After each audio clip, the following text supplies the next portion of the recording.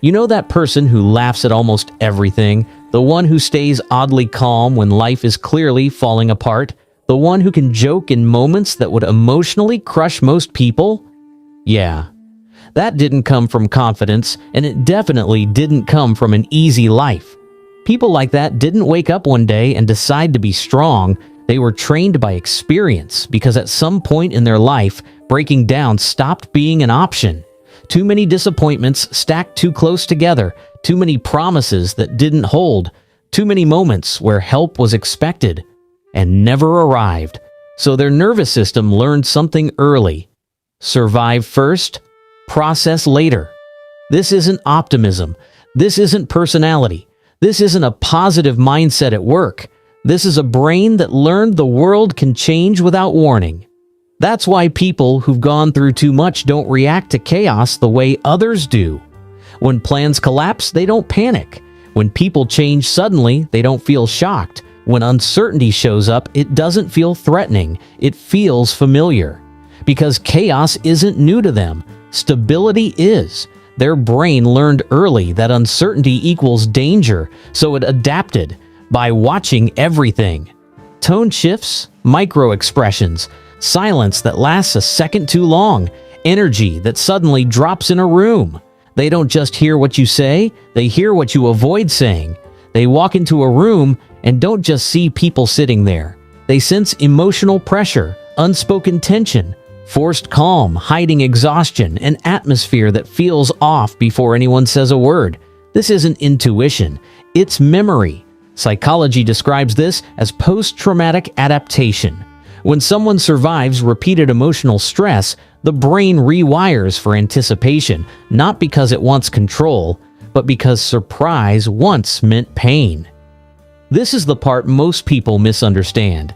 They assume pain turns people cold, detached, emotionally unavailable, but often it does the opposite. People who've been through too much usually become deeply empathetic, almost painfully aware of others. They notice the pause before you respond. They hear the hesitation in your voice. They catch the forced smile that fades too quickly. They don't confront you right away. They store it, and later quietly they check on you, without making it awkward, without demanding explanations, because they remember what it felt like when no one checked on them. But that awareness comes with a cost.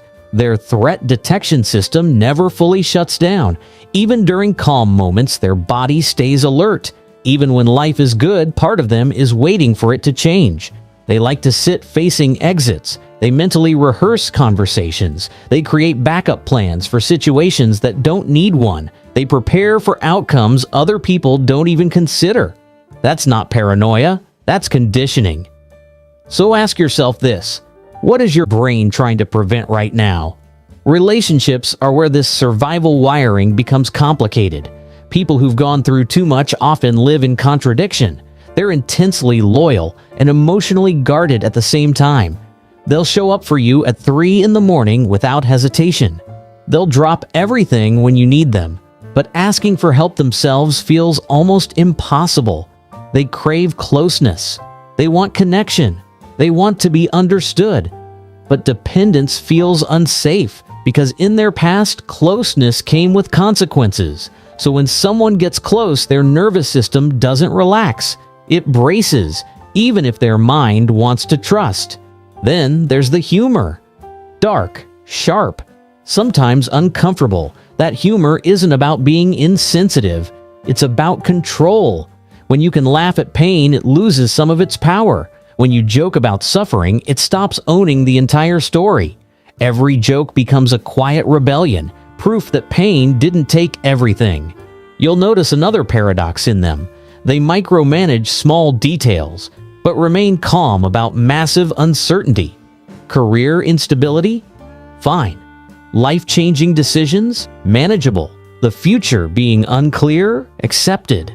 But the wrong coffee mug, the wrong seat in a room, the wrong plan changing last minute? Suddenly overwhelming.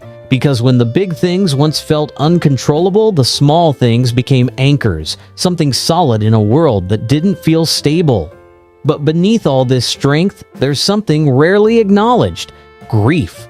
Not grief for someone else, grief for themselves. They grieve the version of themselves that trusted easily, the version that didn't scan rooms, the version that laughed without checking for danger first.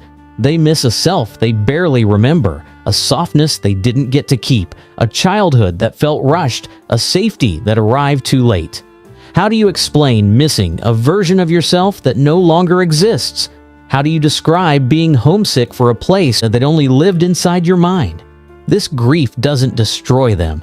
It shapes them. It makes them selective with energy, protective of peace, intentional about who they let close, careful about where they invest their trust. And maybe that's the real psychology. People who've gone through too much don't just survive. They develop a deep layered understanding of life. They know strength isn't about never falling apart. It's about rebuilding, even when some pieces never fit the same way again. Their pain became perception. Their survival became insight. They don't shine because life was gentle with them. They shine because they remember the dark. If this resonated with you, if you saw yourself or someone you love in these lines, know this: you didn't become this way by accident. Every experience, every struggle, every moment that once felt impossible shaped the person you are today.